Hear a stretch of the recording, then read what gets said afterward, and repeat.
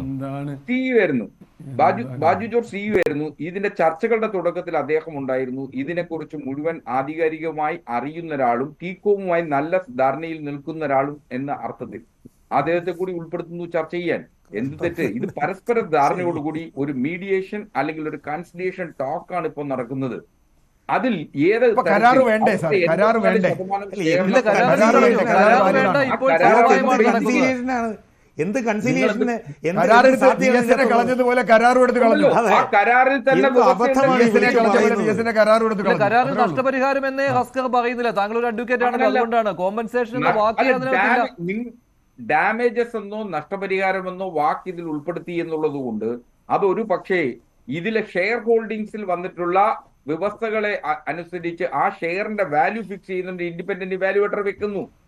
അത് സംബന്ധിച്ച് ഇരു കൂട്ടരും തമ്മിൽ കരാർ എന്ന് രണ്ടു കൂട്ടരും പിന്മാറുന്ന തരത്തിലേക്ക് കരാർ മാറ്റിയെടുക്കുന്നതിന് ആവശ്യമായിട്ടുള്ള നടപടിയാണ്.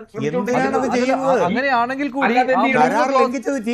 ആ 3 ക്ലോസുകളിൽ ടീകോമിന് ഏറ്റവും ഗുണകരമായ രീതിയിലുള്ള ക്ലോസാണ് എടുത്തിരിക്കുന്നത്. ഹസ്കർ, ആ 3 ക്ലോസുകളിൽ ടീകോമിന് ഏറ്റവും ഗുണകരമായ ക്ലോസ് ആണ് എടുത്തിരിക്കുന്നത്. അതിനൊരു നഷ്ടപരിഹാരത്തിന്റെ ഒരു രൂപം കൂടിയുണ്ട്. കാരണം അവരുടെ ഓഹരി സർക്കാർ വിലയ്ക്ക് വാങ്ങുകയാണല്ലോ ചെയ്യുന്നത്. അതെ, ആ വ്യവസ്ഥ കരാറിലെ ആ 3 വ്യവസ്ഥയിൽ ഏതെങ്കിലും ഒന്നോ അതിലധികമോ സർക്കാരിന് തീരുമാനിച്ചാൽ മതി. അവിടെ ടീകോമിന് പങ്കാളിത്തമേ ഇല്ല. കാരണം കരാർ ലംഘിക്കുന്നത് ടീകോമാണ്. സർക്കാർ തീരുമാനിക്കും. അതായത് സർക്കാരിന് ഏറ്റവും ഗുണകരമായ വ്യവസ്ഥ ഏതാണോ അത് സ്വീകരിക്കാൻ സർക്കാരിന് അധികാരമുണ്ട്.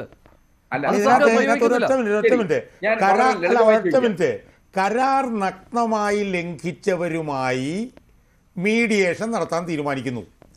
ആ മീഡിയേഷൻ നടത്താൻ തീരുമാനിക്കുമ്പോൾ കരാർ നഗ്നമായി ലംഘിച്ച കമ്പനിയുടെ പ്രതിനിധിയെ അതിൽ പെടുത്തുന്നു. എന്നിട്ട് ഇതിനെയൊക്കെ ഉറപ്പില്ലാതെ വന്ന് അതെ അല്ല ആയിക്കോട്ടെ, അയാളാണല്ലോ ഇത് മുഴുവൻ നടത്തിക്കൊണ്ടിരുന്നത്. ബാജു ജോർജ് കമ്പനിയുടെ ആളല്ല, ടീകോമിന്റെ ആളല്ല. കമ്പനിയുടെ ആളായിരുന്നല്ലോ, കമ്പനിയുടെ ആളായിരുന്നല്ലോ. പക്ഷെ ഇപ്പോൾ സംസ്ഥാന സർക്കാരിന്റെ ഭാഗമായിട്ട് കൊണ്ടുവന്നിരിക്കുകയാണ്. അന്ന് ഇതിനകത്ത് ഇടപെടുന്ന സമയത്ത് ഉമ്മൻചാണ്ടിയുടെ ആളായിരുന്നു. ഇപ്പൊ പിണറായി വിജയന്റെ ആളായിട്ട് ഇവിടെ വന്ന് ജോലി ചെയ്യുകയാണ്. അയാൾക്ക് ഇതിനകത്ത് അനുഭവ പാരമ്പര്യമുണ്ട് എന്നൊക്കെ പറഞ്ഞിട്ടാണ് അയാളെ ഇരുത്തിയിരിക്കുന്നത്.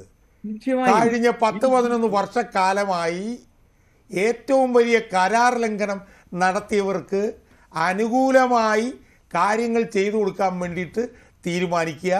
ഞാൻ നേരത്തെ പറഞ്ഞതുപോലെ നികുതിദായകരുടെ പൈസ അവർക്ക് കൊടുക്കാൻ വേണ്ടി തീരുമാനിക്കുക. എന്നിട്ട് ഇതിനൊക്കെ എന്തോ ചെയ്യും നമ്മള്. അങ്ങയുടെ വേവലാതി എന്ന് പറയുന്നത് സ്വാഭാവികമായും നികുതിദായകരുടെ വേവലാതി അല്ല.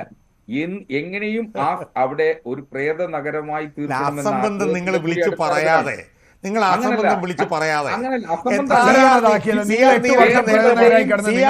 നേരത്തെ പറഞ്ഞല്ലോ,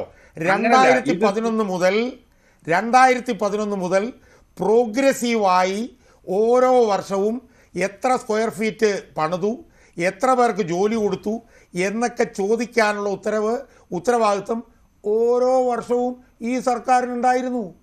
അതൊന്നും സർക്കാർ ചെയ്തില്ല. അതൊന്നും സർക്കാർ ചെയ്യാതെ 11 വർഷം കഴിയുമ്പോൾ ഇത് ചോദിക്കാം. അത് മാത്രമല്ല 2016 വരെ LDFന് ഒരു ആർജവും ഉണ്ടായിരുന്നു ഉമ്മൻചാണ്ടിയോട് അത് ചോദിക്കാൻ. 2016 പിണറായി വിജയൻ അധികാരമേറ്റതിനു ശേഷം ആ ആർജവും നഷ്ടപ്പെട്ടു.